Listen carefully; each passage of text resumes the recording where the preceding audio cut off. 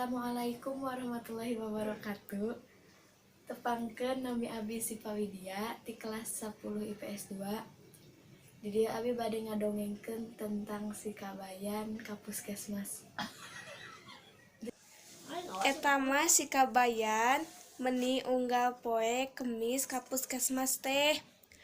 Tayah aya pikir kadua.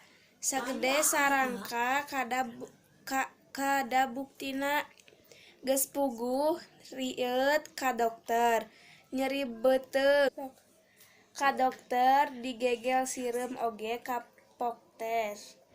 Di karayapan lancah ka dokter, rorombeheun disuntik. Pokona mah sagala ka dokter.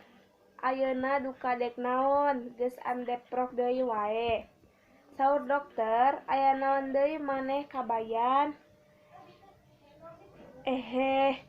Taeun sumuhun, bade nyuhunkeun nandong ceuk si Kabayan bari pelea-peleye.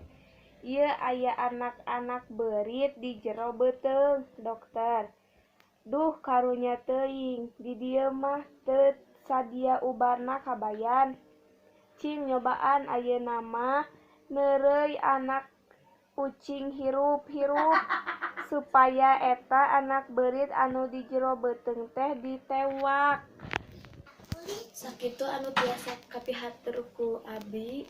Hapunten bilih aya kalepatan tina ucap. Wassalamualaikum warahmatullahi wabarakatuh.